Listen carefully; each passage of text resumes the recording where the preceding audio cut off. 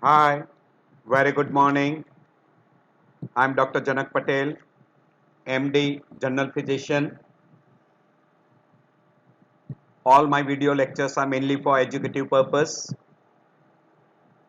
Today I'm going to discuss on one of the another interesting disease which you see once in a while in your everyday practice. It can be asked as a full question, it can be asked as a short note also, and you will see in your everyday practice. That is chikungunya. So chikungunya is a viral disease which is transmitted by a mosquito. So we'll be discussing that in detail, like routine, definition, etiology, pathophysiology, clinical features, investigations, differential diagnosis, treatment and complications. Chikungunya is not very common. It is usually rare, but in India we see lot of cases of chikungunya. So it is a viral fever which produces severe arthritis, and that arthritis can remain for a very long period. So it produces debilitating non-fatal viral illness, and it is caused by a alpha virus, and that virus is spread from mosquito bite to a human being, and the mosquito which transmit this is Aedes aegypti.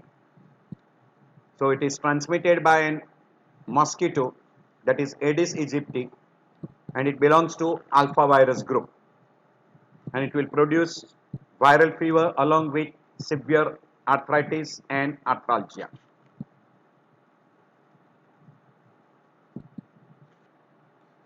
So usually person will have fever, arthralgia, and there is no other symptoms which suggest a particular system involvement. If the answer is no, usually consider the other diagnosis.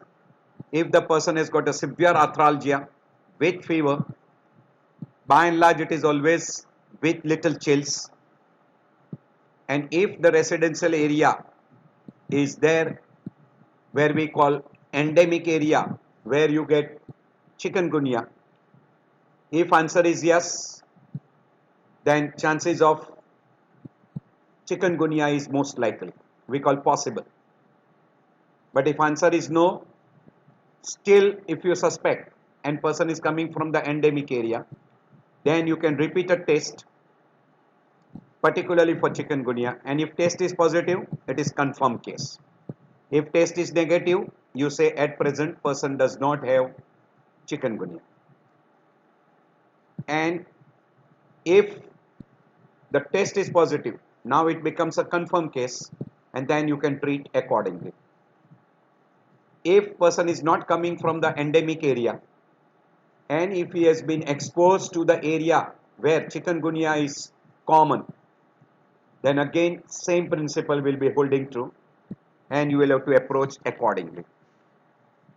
Now this fever is given a different names like chickweed fever, buggy crick virus infection, knuckle fever, meat tree virus infection, Semiliki forest virus infection, etc.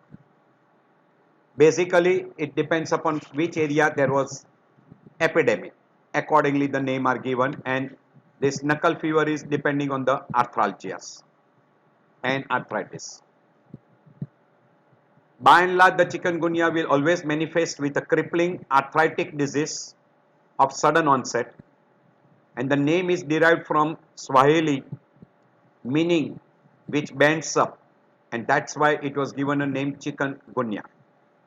And virus was isolated in 1953 from a serum of an infected person and from the Aedes mosquito and from Culex mosquito also. But by and large, the transmitter is Aedes mosquito, Aedes aegypti. Virus belongs to a group 4, which is RNA virus, family wise Togaviridae, and genus wise alpha virus. So it is basically a RNA virus, class arbovirus, family wise Toga, genus wise Alpha, and transmitting mosquito is Aedes aegypti, and it can be by also Aedes albopictus.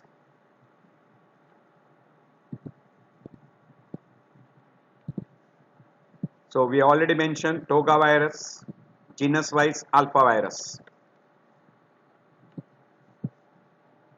So basically the epidemiological triad we call as there is a vector, that is mosquito, there will be a host, there will be an agent, and there will be an environment. So this three factor plays a role.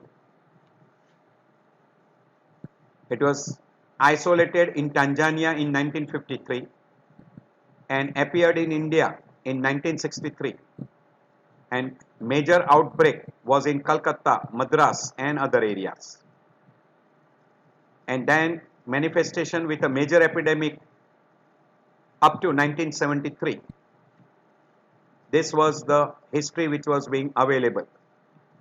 So in a mosquito, virus will enter the human being. Virus in the human blood enters to the mosquito when mosquito bites. Then it replicates in the mosquito midgut, ovary, neural tissue and fat bodies. Virus then will enter in the body cavity.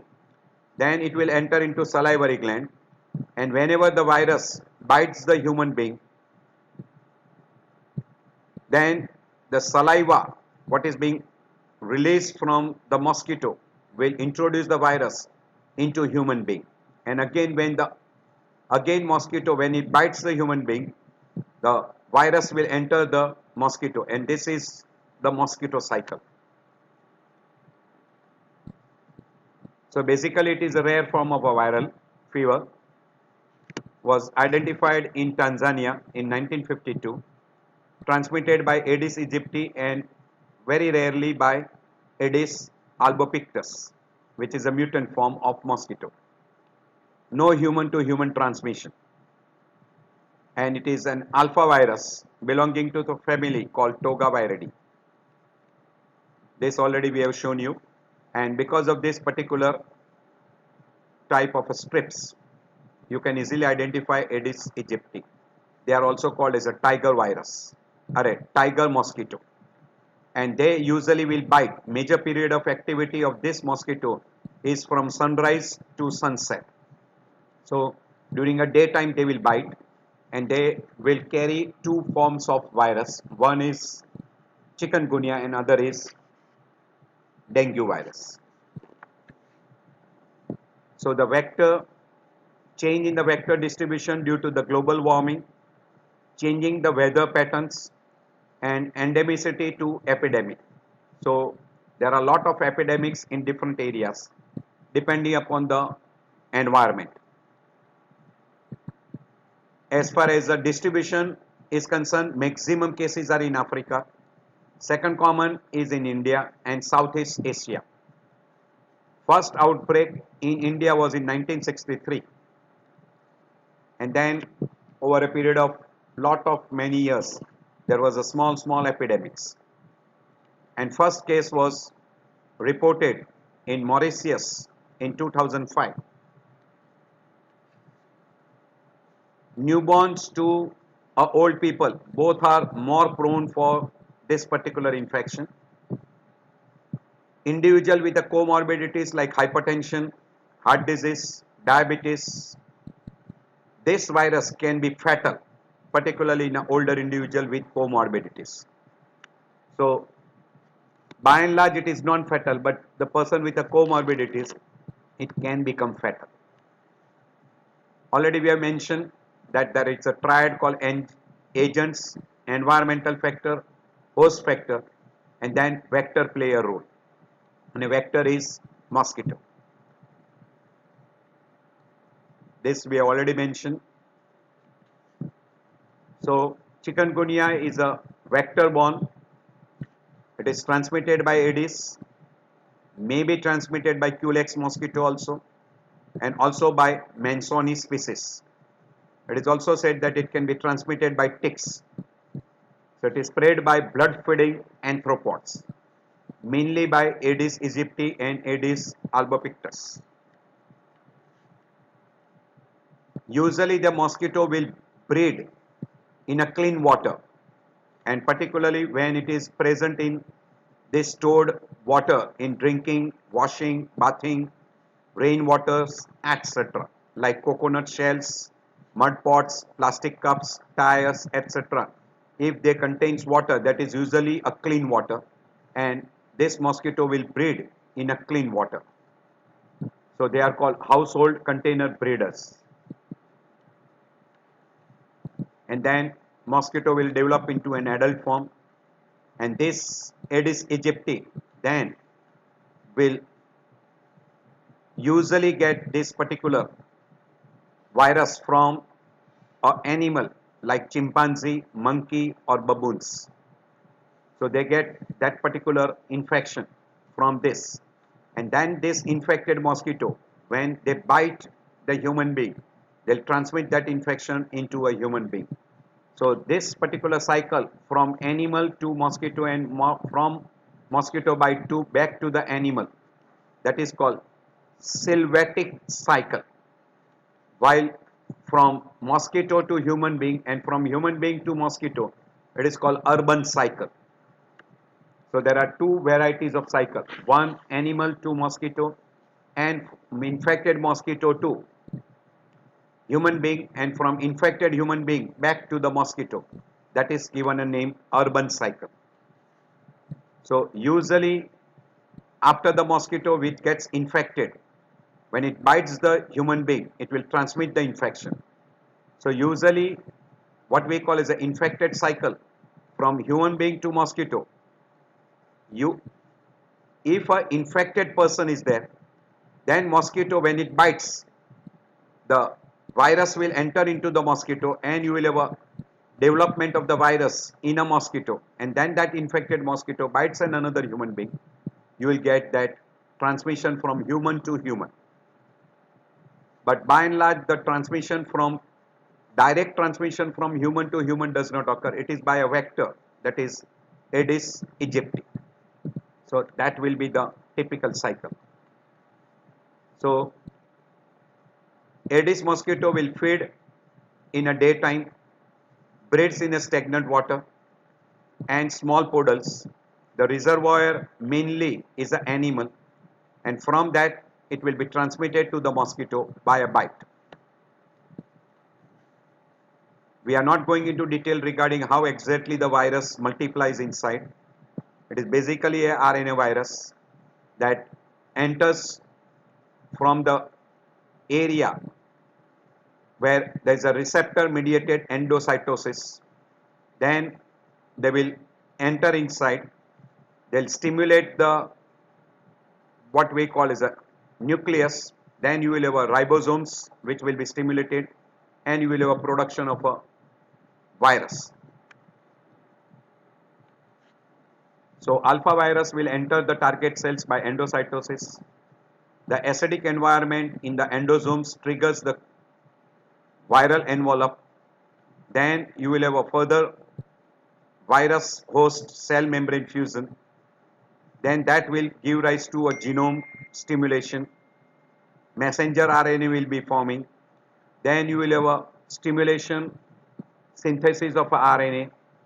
It will further stimulate, and then you will have a formation of complete virus through ribosomes. And once it starts multiplying, it will give rise to what we call as a viremia. Viremia stage is increased amount of virus in the blood, and in a stage of a virus there will be release of inflammatory mediators, and that will give rise to fever. And this virus will replicate in muscles, joints, skin, liver and spleen. So they will multiply, they will enter to epidermis, into subcutaneous tissue, and then they will replicate here in this tissue, and then it will release inflammatory mediators and gives rise to fever. And by involving joints, the person will get severe arthralgia and even arthritis. So this is entire cycle.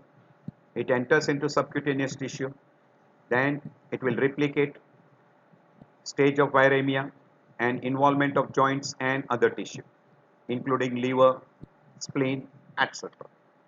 We call reticuloendothelial system. And in a bone, what it will do, if you just are interested, it will release these inflammatory mediators in the joints like interleukins, then interleukin 6, TNF alpha, which will give rise to osteoclast genesis, apoptosis, and you will have a bone destruction. So that will be, this chickpea virus will be picked up by macrophages, and then this vicious cycle will continue. As far as the clinical picture is concerned, illness is often acute and it lasts for 3 to 5 days. Maximum is 7 to 10 days. Recovery is usually prolonged and person will have a severe weakness and joint pain. Incubation period is 2 to 12 days, but by and large 3 to 5 days. It can affect any age group, but it will be dangerous for newborn children and for old people. Morbidity is 30 to 70% in population in the affected areas. Mortality is almost negligible, but mortality will take place in a person who are old people and who are having a comorbid condition like diabetes, hypertension, cardiac disorders like ischemic heart disease, congestive heart failure, etc. Those group of people are more prone to have mortality. We already mentioned that it belongs to the family Togaviridae and genus wise alphavirus, and it is seen in good number of area. We have already mentioned that. This particular virus will produce rash, which is usually called as a maculopapular rash, may be associated with petechial rash. There may be small petechial hemorrhages, and it mainly involves limbs and trunk. The most prominent features is severe arthralgia, and good number of time multiple joints are involved, polyarticular, asymmetrical, and it can be severe debilitating. Also there is associated severe headache. There may be conjunctival ingestion. Person can have a slight photophobia. Usually the fever may be high grade fever along with chills. Headache may be associated with nausea, vomiting and abdominal pain. And good number of time person can also complain of severe backache. And rash is the most common feature, we call as a maculopapular rash. So this is quite common in chikungunya. So fever may go up to 103, 104 with rigor, and fever will release large amount of interferons. So person will have a rash, severe back pain, joint pain, nausea, vomiting, severe headache, fever with chills, etc. And these symptoms can be severe disability. Usually will be lasting from 3 days to 7 to 10 days. And joint pain can lead to a chronic arthritis and also may lead to lymphopenia. Some person will also have a lymphadenopathy. So fever, arthralgia, arthritis, lymphadenopathy, conjunctival congestions, maculopapular rash. Occasionally we also get petechial, small petechial hemorrhages along with rash, and person can have a severe headache, vomiting, backache, myalgia, epistaxis, nausea, vomiting, etc. This will be lasting for 3 to 7 days, sometime maybe for 7 to 10 days. And this is usually after a mosquito bite by Aedes mosquito, which is harboring chikungunya virus, and that is released into epidermis during a mosquito bite from salivary glands. So severe arthralgia, arthritis, joint pain, fever, headache, muscle pain, swelling, rash, etc. are most common features. And among joints, you can have a big joints like hip joints, knee, small joints particularly of lower limb as well as upper limb, and even some person can have even a spine involvement, and that gives rise to severe backache. So this is a typical features in a case of a chikungunya. So fever with rash, headache, arthralgia, nausea, vomiting. Some person can have a hemorrhagic manifestation in the form of bleeding gums, bleeding in the conjunctiva, petechial hemorrhages, that is epistaxis, hematemesis, and person can have blood in the stool. Headache is very commonly associated with nausea, vomiting, and severe muscle pain, joint pain, etc. So this is a typical features we have discussed so many times, and by and large it is not life threatening, but in an old individual with comorbid condition it can become life threatening. So all this we have already discussed. This is a complete combined picture. Symptoms right from fever, headache, tiredness, depression, nausea, vomiting, rash, lymphopenia, conjunctivitis, maculopapular rash, lymphopenia, thrombocytopenia, elevated creatinine, elevated liver enzymes. Then atypical manifestation like uveitis, retinitis, hepatitis, nephritis, myocarditis. You can have a hemorrhage, myelitis, cranial palsy, may represent like a Guillain-Barré syndrome, meningoencephalitis. This becomes indirectly the odd presentation and complications in case of chikungunya. This will be in a form of a complication. This slide already we have discussed. Close differential diagnosis will be dengue and Zika virus. So you should be able to differentiate. We already mentioned all these things.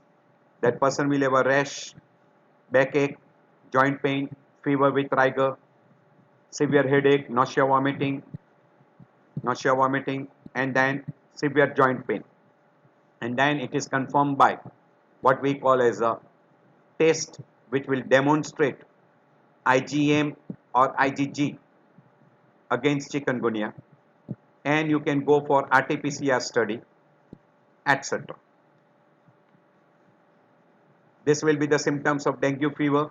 This will be the symptoms in a case of chikungunya. We'll be discussing in detail in a dengue fever, because dengue fever will have a febrile phase, critical phase, and recovery phase. A person may go from febrile phase directly to recovery phase. He may not develop a critical phase. Critical phase will be usually with shock or without shock. We'll be discussing in detail whenever we discuss in a dengue fever. So by and large at present we are discussing on a chikungunya. So little difference here. Fever in chikungunya is much higher than dengue. Arthralgia is more common in chikungunya rather than dengue. Arthritis will be also more common in chikungunya as compared to dengue. Headache will be there in both. Rash is more common in chikungunya as compared to dengue. Myalgia will be more in dengue, and hemorrhages are more common in dengue. Shock is more common in dengue as compared to chikungunya. So indirectly hemorrhagic shock will be more common in dengue, and in a rash you will get more of petechial rash in case of a dengue, while in case of a chikungunya you will get a maculopapular rash. And arthritis and arthralgia will be more common with chikungunya as compared to dengue. Lymphopenia will be more in chikungunya, while neutropenia, thrombocytopenia and hemoconcentration will be marked in case of a dengue, less common in case of a chikungunya. We have already shown this. This will be discussing again in a dengue. So chikungunya fever is divided into three groups: suspected case, probable case and confirmed case. Suspected case means acute onset of fever, high grade fever lasting for 7 days, severe headache, myalgia, arthralgia, etc. with or without rash. Means if this person is coming from the area where there is an endemic or epidemic, we will call that as a suspected case. Probable case means in a suspected case, if you come across a high vector density and presence of a confirmed case in that area, then we call that as a probable case. But if the person shows isolation of a viral in a phase when the person is having a high grade fever and arthralgia, then we call that as confirmed case. This can be diagnosed by IgM presence after the 5th day of illness, or fourfold rise or greater rise in IgG antibodies in the serum, or you isolate the virus by RT-PCR from the blood of an infected person.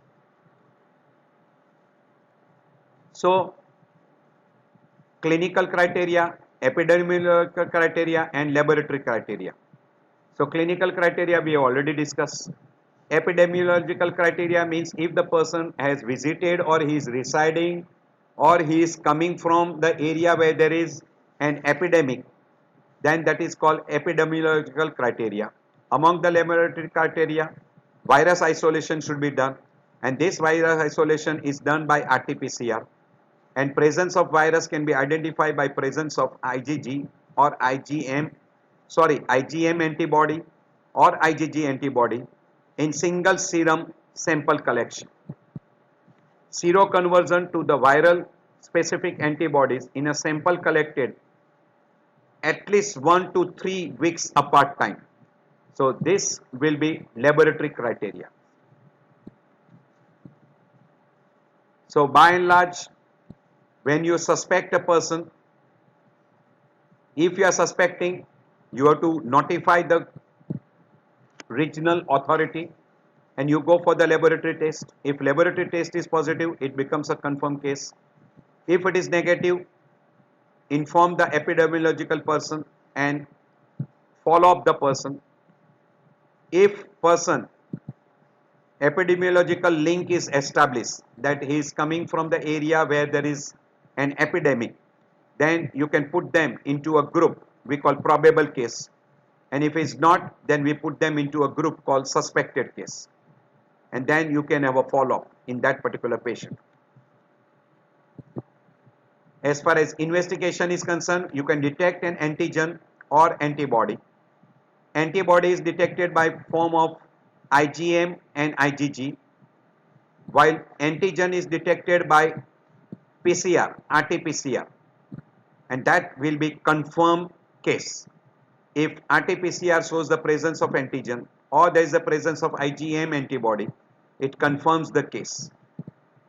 But if that is negative and person is coming from the area where there is an epidemic, then you put them into a group we call as suspected case. Suspected case. Probable case. And if those tests are negative, then we put them into a suspected case.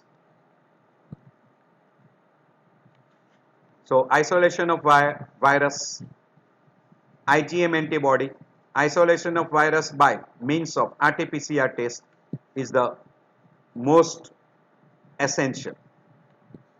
So there are rapid tests which are available which will detect IgM and IgG antibodies from human serum or we call plasma.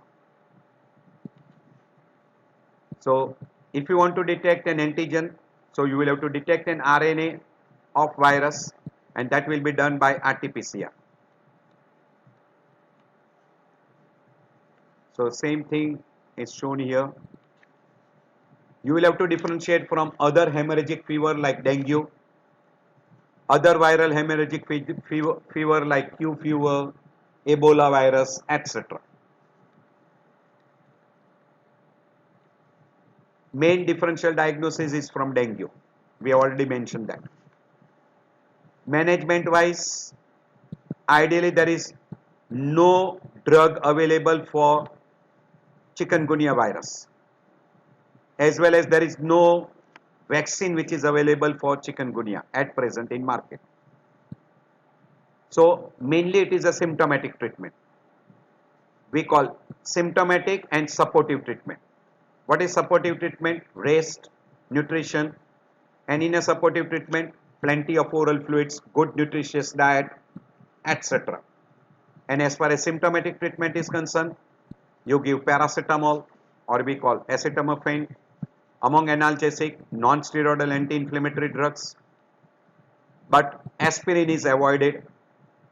And if person gets chronic debilitating arthritis and arthralgia, then you can continue with non-steroidal anti-inflammatory drugs, or you can put them onto dihydroxychloroquine. So by and large it is a self-limiting, will resolve within short time, but good number of time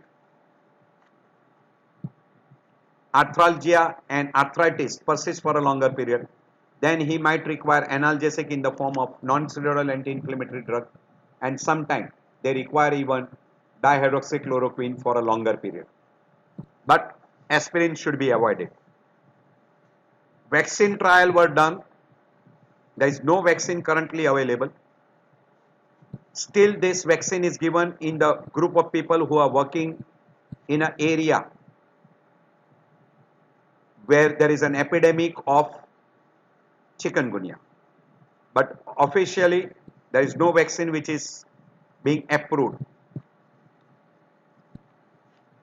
So mainly paracetamol, avoid aspirin, rest, plenty of fluids, and good nutritious diet. This good nutritious diet should be taken. So a good calorie, good nutritious diet. There are some home remedies which are also being advised. Cold compression, garlic, coconut water, little amount of exercise, good rest in between, ginger, alkaline diet, turmeric, little amount of massage, etc. for reducing the pain in arthritis. These are some of the things which are being done in a home remedies. Currently no vaccine is marketed yet which is available for human being, but a chikungunya will give a long time immunity in an infected person. There are vaccines which are being tried in Thailand. They are live attenuated vaccine, and these are being tried in Thailand, and still yet not approved vaccine is available. So mainly the treatment is for arthralgia. Complications, some of the odd complication, particularly GI complication, cardiovascular complication, meningoencephalitis can take place in a person, and this is more common in an old individual and person with a comorbid conditions, particularly diabetes, hypertension, cardiovascular disorders, etc. So we have already mentioned prevention is better, and for prevention you have to take care that mosquito doesn't bite. So you have to avoid mosquito bites, and that can be done by many precautions which you can take against mosquito. So which requires repellents, avoid mosquito breedings, good cleaning around the house and in a society. Don't let the clean water present in surroundings. Then you can utilize fumigations, spray, repellents, and person can take precaution by wearing long sleeve shirts, long trousers, etc. So all the measures for prevention should be done. That is elimination of stagnant water, avoid breeding of mosquitoes, insect repellent should be utilized, mosquito screen should be used. You can use mosquito nets, etc. Long sleeves clothes. All these precautions should be taken. All these precautions should be taken. You remove the breeding place, good rest, repellent, long sleeves, nets, even windows should be covered with mosquito nets, etc. All these precautions should be taken. We have already mentioned the most dangerous complication is meningoencephalitis. Very rare, not common, but can occur. And once in a while, you can have a liver damage, renal damage, etc. By and large, complications are related to joints, particularly arthralgia can persist for months and years, and this will be tackled by non-steroidal and anti-inflammatory drugs or by using dihydroxychloroquine. Very rarely person can develop a hemorrhagic sign in the form of epistaxis and bleeding from the gums. So that can be one of the small complications, not a major. So I end my lecture here. I hope this lecture will be helpful to you. I thank you all for taking out time. I know that your time is valuable and I appreciate for spending some of the time with me. And this lecture will be helpful to you mainly in your private practice. When you come across a person with a high grade fever with chills and person has got severe joint pain and he is coming from the area where there is a little endemic or an epidemic of chikungunya, do keep it in mind and do investigate. And two standard investigation, one for virus antigen RT-PCR and for quick test after 4th or 5th day of mosquito bite. You can go for after 5 days, you can go for IgM, IgG antibody, which will help in confirming the case. If it turns out to be negative and if it's coming from the area, it will become a probable case. So do watch and you can have a follow-up. So thank you all again. If you like this lecture, please press button like. You can subscribe. You can share with your friends to whomever it is helpful. And if you got any suggestions where I can improve, or your suggestion will be welcome. So see you in next lecture.